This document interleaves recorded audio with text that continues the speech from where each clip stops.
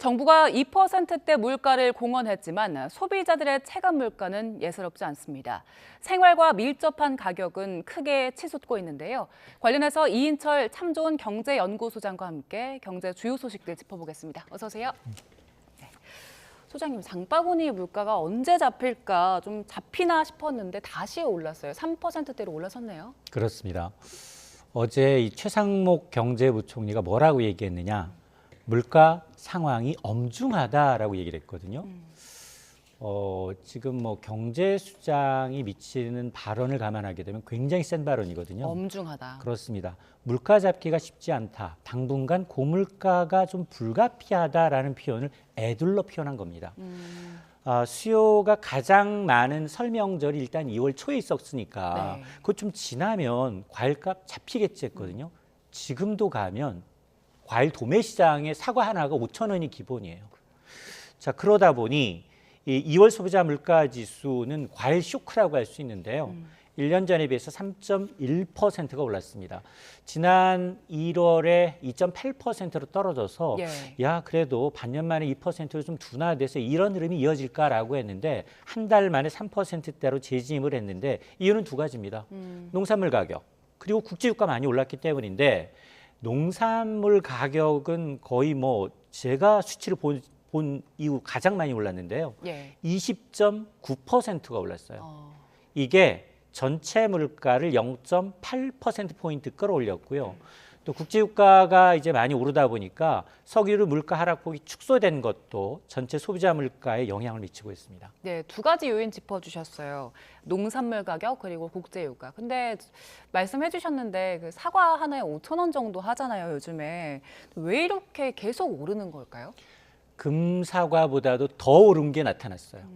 상승률 1위가 귤입니다. 사과보다 귤이 더 올랐어요? 귤이 지난달에 78%가 올랐습니다. 2위가 사과인데요. 사과가 71% 올랐고요. 배 가격도 61%, 토마토는 50%가 올랐습니다. 딸기가 23% 올라서 아이고 딸기가 조금 덜 올랐네? 라는 생각이 드는데 이러다 보니까 과일 쇼크, 프루츠 쇼크라는 말이에요. 과일류 물가를 보여주는 신선 과일 지수는 1년 전에 비해서 41.2%가 상승을 했는데 이 수치는 1991년 9월 이후 32년 5개월 만에 상승폭이 가장 컸습니다. 사과는 우리 지난해 가을부터 많이 올랐잖아요. 이상 기후에다가 작황 좋지 않고 생산량 줄었습니다. 매번 얘기했는데 아니 사과값 폭등하니까 마트에 가서 사과 고르려다가 아유 그래 조금 친숙하고 가격이 낮은 대체 과일로 이제 손이 가다 보니 대체 과일 가운데 겨울철 과일 대명사인 귤값이 오히려 이제 1월에는 40%, 2월에는 80% 가까이 올랐어요. 이런 걸 꼬리가 몸통을 흔들었다라고 얘기할 수밖에 없는데 대체 수요 늘어났죠. 그리고 노지에 있는 감귤의 수확량, 생산량 자체가 줄어들다 보니까 올랐는데 과일값이 너무 많이 오르다 보니까 사실 신선 채소도 많이 올랐어요. 12.3%나 올라서 11개월 만에 가장 상승폭이 큰데 근데 과일 보다 보니 한 두 자릿수 오른 거는 별로 오른 것 같지 않아 보이는데요. 70% 넘게씩 올랐으니까요. 맞습니다. 제가 앞서서 소비자 물가 3.1% 올랐습니다. 지표 물가, 체감 물가와 괴리감이 점점점 벌어지는 이유입니다. 과일 값은 뭐 짚어주신 대로 상당히 많이 올랐는데 그 채소류도 올랐잖아요. 사실 과일이야 이거 안 먹으면 다른 거 먹어보지 하고 좀 고를 수가 있는데 채소들은 이게 뭐 파나 이런 것들 대체하기가 어렵잖아요. 식당이 죽을 맛일 거예요. 이게 왜냐하면 반찬을 우리 무료로 이제 무한 리필을 해주잖아요. 사실은 일본만 가보시면 단무지 이외에 모두 다 유료예요. 그러니까요. 근데 우리는 사이드 메뉴는 다 공짜예요. 이거 줄일 수도 없고 그러다 보니까 이중고입니다. 그 예전에 배추 사무관 뭐 이런 공무원 실무관들이 있었잖아요. 지금 오르는 이런 농산물 가격 잡기 위해서 담당 공무원 다시 나올 수도 있습니까? 사실은 효과 별로 없어요. 그럼 매일 사과만 하는 거예요. 저 사과국장인데요. 사과 올랐어요. 죄송합니다. 저 배사무관입니다. 배값 또 올랐네요. 미안합니다. 밖에 할 게 없어요. 아니 왜냐하면 이제 이미 수확한 걸 갖고 지금 저장한 것을 먹고 있는 상황이기 때문에 저는 이런 생각했어요. 엉뚱한 생각이긴 한데 야 이게 사과나 과일 이모작하면 안 되나? 봄철에도 먹고 가을철에도 먹을 수 있으면 이게 준재벌 되겠다. 비트코인 살 이유가 없어. 이모작 됩니까? 그러니까 왜 이런 생각을 하게 됐냐면 지금 사실은 제주도에는 망고, 애플 망고, 바나나 대부분의 이제 이 굉장히 우리가 먹지 못했던 해외 물건들이 지금 우리에서 나고 있단 말이에요. 자, 그런 게 기후 변화로 인해서 사과나 이게 점점점 북진하고 있는데 네. 이게 뭐 수경 재배랄까? 이거 뭐 노지에서 재배하는 거긴 합니다만 누가 아이디어를 냈어요. AI 시대잖아요. 불가능한 게 아니니 이 사과를 봄철, 가을철 먹을 수 있도록 이게 아이디어를 제공하고 그걸 현실화시키면 저는 떼돈 본다고 생각을 하거든요. 네. 그래서 구태여 이제 비트코인 살 필요 없다라는 생각을 하는데 사과값 잡는 게 가장 중요해요. 근데 사과값 어디까지 오를 거느냐? 전 늘 물가 얘기하면서 이런 얘기했거든요. 올 가을에 햇사가 나오면 좀 빠질 겁니다라고 얘기했더니 한국농촌경제원이 너 잘못 얘기하고 있다라고 지적을 하고 있습니다. 2024년 농협 전망 보고서를 보니 기후 변화로 작황도 좋지 않은 데다가 국내 사과 재배 면적이 1년에 평균 1%씩 줄어들고 있다는 겁니다. 면적은 왜 줄어듭니까? 정말 이제 그동안 계속해서 이제 면적이 줄어왔어요. 우리가 대체 작물을 하라고 하고 그리고 이제 농가에서 농사 지을 분들이 전부 다 나이 드신 분들이에요. 아니면 해외에 와서 이제 해줘야 되는데 네. 이 일을 하기가 싫은 겁니다. 자, 그러다 보니 지금 재배 면적 겨우 1년에 1%씩 주는 게 과일값에 얼마나 영향을 미치겠어? 라고 하실 텐데 올해부터 2033년까지 9년 동안 사과 재배 면적이 8.6%가 줄어드는데요. 축구장, 상암 경기장 4,000개가 줄어듭니다. 상당히 크네요. 1년에 네. 400개의 상암 경기장, 축구장이 사라지는 거예요, 재배 면적이. 그러면서 뭐라고 얘기하고 있느냐? 자, 이렇게 생산량이 줄면 1인당 사과 소비량도 줄어들 것으로 이제 농촌경제원은 연구했는데 저는 여기 동의 못합니다. 저는 고기는 안 먹어도 아침에 이 세척 사과는 꼭 먹어야 되거든요. 예. 엔게일 지수 팍팍 오를 것이다라는 예고입니다. 지금이 이제 하나에 5,000원인데 얼마까지 더 오를까 걱정이 되긴 하는데 일단 그 소비자 물가 끌어올린 첫 번째 요인으로 과일가 짚어주셨고요. 두 번째 요인이 석유류 물가잖아요. 하락폭이 좀 줄었더라고요. 이건 왜 그런 겁니까? 왜냐하면 이제 우리가 주로 수입하는 게 중동산 두바이유예요. 근데 지난해 12월만 하더라도 배럴당 70달러대였어요. 그런데 1월 중순이부터 국제유가 꾸준히 올랐어요. 두 개의 전쟁을 지금 동시에 수행하고 있잖아요. 그러다 보니 배럴당 80달러까지 오른 겁니다. 그래서 물가 그나마 그동안 이제 2%대로 잠시 내려왔던 게 1월에 이제 석유류 물가 하락폭이 5% 빠졌어요. 그러니까 이제 전반적인 물가를 끌어내렸는데 네. 지난달에는 마이너스 1.5%에 그치다 보니 상대적으로 물가를 좀 끌어올리는 효과가 있었는데 문제는 국제유가의 불확실성이 당분간 지속될 수밖에 없다. 러시아 우크라이나 전쟁 2년 넘게 지속되고 있죠. 중동 전쟁이 여전하고요. 여기다가 산유국들 감산 연장하겠다라고 밝히고 있거든요. 그러니까 지금 이 경제 수장이 물가 상황이 엄중합니다라고 얘기한 게 우리가 컨트롤할 수 있는 범위 바뀌잖아요. 그렇네요. 농축수산물이라는 거는 기후제를 지내도 비가 올까 말까, 비가 온다 하더라도 너무 많이 오면 안 되잖아요. 기후 영향이 있죠. 여기다가 이제 국제유가라는 건 우리가 컨트롤할 수 없는 요인이다 보니까 이런 말씀하신 것 같습니다. 네, 계속해서 상승 요인만 있는데 그 전기료나 도시가스도 올랐잖아요. 그래서 정부에서는 이걸 좀 억제하겠다라는 방침인데 상승분을 계속 이렇게 억제하다 보면 이게 또 쌓이는 게 부담이 되지 않습니까? 맞습니다. 사실은 악마는 디테일에 있는데 과일값에 가려져서 전기가스 지금 안 보고 있는데요. 그렇죠. 지난해 전체 물가 상승률 1위 품목이 전기가스예요. 얼마나 올랐습니까? 20% 올랐어요, 지난해. 그래서 우리가 난방비 폭탄 얘기 막 했었잖아요. 네. 근데 지금 지난달도 마찬가지입니다. 전기료 지난달에 4.3% 올랐고요. 도시가스는 5.6%. 아마 지역 난방 쓰신 분들은 폭탄이에요. 12% 올랐어요. 저도 많이 올랐어요. 많이 올랐죠. 네. 그러니까 이 지역 난방 쓰시는 분들은 특히나 이제 체감폭이 좀 컸는데 이렇게 전기가스 수도 물가가 4.9% 올랐기 때문에 전반적으로 소비자 물가 상승률이 한 1.5배, 2배 가까이 부담이 더 늘었다는 겁니다. 예, 정부에서 일단은 좀 물가를 잡겠다 하고 지원 카드를 여러 개 내놨는데 눈에 띄는 방안이 있습니까? 그렇습니다. 지금 아마 추석 연휴 기간 동안 사상 최대 금액 풀었어요. 그러면서 할인 설 연휴. 쿠폰, 설 연휴 기간 동안 이제 굉장히 많은 돈을 풀었는데 체감하시는 분은 그렇게 많지가 않아요. 그런데 과일값 안정에 의해서 왜냐하면 32년 만에 최고치를 기록했는데 정부 뭐하냐 물가 안 잡고 지금 미국 선거에서 트럼프 대통령이 바이든을 추월하는 이유가 바이든 대통령이 경기는 좋은데 물가 못 잡아서 그렇거든요. 그러다 보니 지금 정부가 이달하고 다음 달입니다. 농축산물 할인 쿠폰에 600억 원을 또 이제 쏘겠다라는 얘기인데요. 여기에 200억 원 추가해서 13개 과일 채소를 납품 단가 지원하게 되면 유통업계의 판매 가격을 좀 인하하겠다라는 것도 들어있고요. 또 일부는 직수 물량을 좀 확대하겠다. 추가로 할당 관세를 좀 낮추겠다. 이렇게 되면 사과, 배와 같은 주요 먹거리의 경우에는 최대 40에서 50%까지 낮추겠다라는 건데 다만 제가 이제 효과가 좀 미지수다라는 얘기가 그동안 이제 고물가 대책으로 계속해서 할인 쿠폰을 지속적으로 발행했어요. 그러다 보니 공급난이 지속되는 상황에서 수요도 계속 유지되는 거예요. 그러니까 물가 안정이 지연된 효과밖에 없습니다. 또 하나가 과일 가격이 너무 올라서 이거 지금 할인 쿠폰 적용해도 손이 안 가요.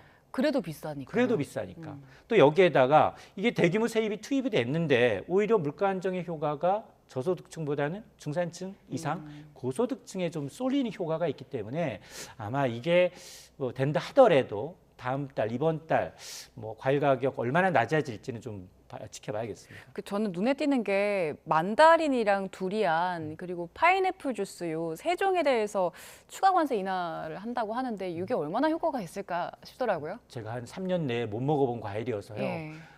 저는 이제 직접 먹어보고 맛있으면 추가로 먹고 좀 과일은 뭐 예를 들어서 이제 귤이다, 우리나라의 사과나 배다 이게 사실은 가격에 상관없이 맛있기 때문에 계속 손이 가는 작물이지만 해외 과일을 한번 먹고서 내 입에 맞지 않으면 그냥 대체 과일로의 이 영향이 별로 없어요. 그래서 실제로 보면 대체 과일 가는데 가격이 오른 것도 있지만 내린 것도 있어요. 망고 같은 경우에 지난해 가격이 2자릿수 내렸거든요. 그러니까 대체 과일로 이제 국내 과일의 수요를 좀 이렇게 좀 대체하겠다라는 이 아이디어는 좋은데 실효성은 있을지는 좀 지켜봐야겠습니다.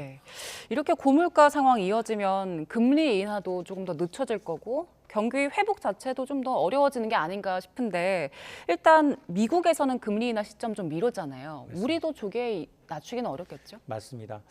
뭐 우리나라 한국은행 포함해서 미국보다 금리 먼저 내리기 쉽지 않습니다. 그러면 다 자본이 대부분 유출이 되고요. 환율도 떨어지게 되면 환율 하락은 또 이제 수입 물가를 자극하기 때문에 그런데 그러면 미국의 첫 금리 인하 시점이 언제냐? 사실 미국의 첫 금리 인하 시점에 따라서 모든 자산이 다 부여합니다. 지금 뭐 사상 최고치를 경신하고 있는 미국 주식부터 시작을 해서 부동산, 비트코인, 금 가격이 달라질 수밖에 없는데 근데 파월 의장이 뭐라고 얘기했느냐?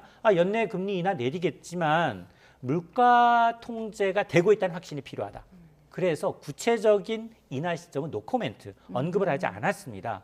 자, 그러다 보니 연준의 통화 정책을 가늠해 볼 수 있는 이제 시카고 상업거래소의 CME 패드를 좀 보게 되면 3월은 동결 가능성, 3월 20일에 FOMC에 있거든요. 동결 가능성이 95%예요.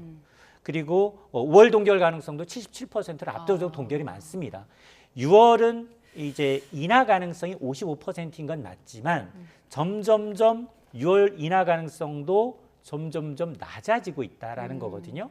그러면 지난해 이제 12월에 있었던 이제 FOMC 회의에서 연준위원들의 속마음을 담은 점도표를 보게 되면 올해 금리 인하 3차례 할 것이고 3차례 정도 할 것이고 그리고 이제 하반기로 넘어갈 수도 있다라는 얘기인데요. 아마 이와 비슷한 추세가 되지 않을까. 그렇게 놓고 본다면 이창용 총재 역시 6개월 이내 금리 인하 어렵다라고 얘기했기 때문에 우리도 미국의 금리 인하하는 걸 지켜보고 그리고 난 다음 8월 이후가 될 가능성이 높습니다. 이것도 더 늦어질 수도 있습니다. 그렇겠네요. 파월이 그 물가가 더 확실히 잡혔다는 확신이 필요하다 했는데 어떤 조짐들이 있어야지 이제 확신을 얻을까요? 앞서 제가 지금 미국 경제는 좋지만 그러나 물가 때문에 대통령 지지율에도 영향을 미친다라고 말씀을 드렸는데 지금 연준이 걱정하는 건 뭐냐? 섣부린 금리 인하 시그널로 다 된 밥에 재 뿌린다. 다 잡은 물가 재차 오를 수 있다는 거거든요. 아직도 체크해야 될 변수가 뭐냐? 임금 인상발 금리 이 물가 불안, 서비스 물가 불안, 또 하나 중고차 가격 불안하고요. 집세도 불안합니다. 자, 이런 걸 확인하겠다라는 거거든요. 그래서 사실 이 제롬 파월 연준 의장의 경우에는 의무가 있어요. 상하반기 두 차례, 1년에 두 차례 상원하고 하원을 돌면서 전체적인 통화 정책에 대한 경제 상황에 대한 의견을 반드시 피력을 해야 합니다. 어제 하원에서 했고요. 오늘 아마 다시 상원에 가서 얘기를 할 거예요. 근데 이 코멘트가 네. 정확하게 이제 지난 1월에 있었던 통화정책 회의 이후의 코멘트와 똑같아요. 앞서 얘기했던 것처럼 지금 뭐 이 경제가 예상대로 움직인다면 이 통화정책을 완화를 시작하는 게 적절하다. 다만 이런 흐름이 중앙은행 목표치인 2%를 향해 지속적으로 움직인다는 큰 확신이 있을 때만 가능하다라고 했기 때문에 앞으로 발표될 무슨 지표가 중요하냐? 일단 인플레이션 지표, 고용 지표, 소비 지표 이런 걸 봐야지만이 예. 달라질 수 있다는 겁니다. 네, 일단 파월은 상당히 신중한 입장을 거듭해서 밝혔고 이 기준금리가 앞서도 짚어주셨지만 비트코인 같은 뭐 자산이나 또 금 그리고 주식에도 영향을 준다고 하셨잖아요. 지금 비트코인 얘기를 좀 해보려고 하는데 역대 최고가 경신하고 있어요. 최고가를 어제 찍고 급락했다가 다시 조금 오르는 것 같은데 지금 흐름 어떻게 보세요? 맞습니다. 지금 사실은 이제 6만 달러 넘어섰고 그리고 이제 비트코인 가격이 6만 9천 달러 기준으로도 전고점을 돌파했고요. 네. 그 원화 기준 5일 이제 오후에 9,700만 원 찍었어요. 야, 설마 1억 갈까라고 했는데 1억을 불과 300만 원 남겨놓고 10% 넘게 빠졌습니다. 10% 넘게 빠져서 그러면서 이제 지금 좀 횡보 양상을 좀 보이고 있는데요. 아마 지금 가격 들어오기 전에 지금 보니까 한 6만 6천 달러, 원화로는 9,300만 원 내외에서 거래가 되고 있는데 주목할 거 김치 프리미엄. 한국에서 유독 더 비싸게 거래되고 있다. 환율 감안하더라도 5% 넘게 한국인들이 지금 비트코인에 투자 열기가 굉장히 광풍 수준이다라는 거고요. 이제 전고점을 돌파하니까 이제 숨고르기 국면에 진입해 있습니다. 물론 호재가 더 많은 게 사실이에요. 현물 ETF 나오고 난 다음 거의 10조 원 가까운 돈이 유비됐고요. 넘는 돈이. 여기에다가 4월 반감기 있죠. 또 금리 인하에 따른 달러 이제 약세까지 호재가 많지만 단기에 가격이 너무 많이 올랐다라는 것에 대해서는 이거는 변동성이 큽니다. 더 커질 수 있거든요. 한꺼번에 당일날 15% 넘게 빠질 수도 있기 때문에 이 차익 실현 매물이 얼마만큼 소화가 되는지도 좀 지켜볼 포인트입니다. 네, 호재가 많지만 여전히 변동성이 크다 상황 짚어주셨는데 근데 지금이라도 들어가야 되나? 아니면 이게 많이 올랐으니까 좀 팔까 하는 흔들리는 분들 많은데 이런 시기에 가장 주의해야 될 점이 뭘까요? 제가 이제 역사는 반복된다라고 늘 말씀을 드려요. 우리가 1940, 50년대 캘리포니아에 금맥이 발견됐어요. 이른바 골드러시가 시작되니까 중국인부터 전 세계인이 다 캘리포니아로 갔어요. 누가 돈 벌었을까? 두 부류가 돈을 벌었어요. 첫 번째, 제일 먼저 간 사람들. 허허벌판에서 그냥 캐면 금이야. 예. 그 사람들이 돈 많이 벌었고요. 두 번째, 나는 텐트 팔러 갔다가 광부들의 불만을 들었어요. 야, 금 캐다 보니 바지가 너무 빨리 다른다. 이거를 듣고서 천막천으로 청바지로 만든 사람이 대박 냈어요. 이건 글로벌 1위 기업입니다. 리바이스의 창시자예요. 그래서 저는 이 코인도 마찬가지예요. 누가 돈을 버느냐. 코인 당시 처음 나왔을 때 10,000개 코인으로 피자 겨우 두 판 샀단 말이에요. 그때 갖고 있는 사람들이 돈 벌었을 거고요. 안 팔았다면요? 그러나 지금 고민하는 대주주들이 있어요. 왜냐? 2,100만 개 지금 총량은 정해져 있어서 90%는 채굴이 다 이미 된 상태예요. 반감기라는 똑같은 노력을 해도 아무로 이제 캘 수 있는 이제 이 비트코인의 양은 절반으로 줄어들기 때문에 지금은 대주주들 한 10만 개 이상 갖고 있는 사람들이 고점을 노리고 있어요. 최고점에서 팔아야지 이익이 극대화되니까. 예. 그래서 차익 매물이 나오는 거거든요. 실제로 지금 파산한 가상자산 대출업체 제네시스 또 마운트 곡스의 경우에는 여기 거의 한 뭐 10만 개, 14만 개 이렇게 갖고 있거든요. 여기는 타이밍 재고 있어요.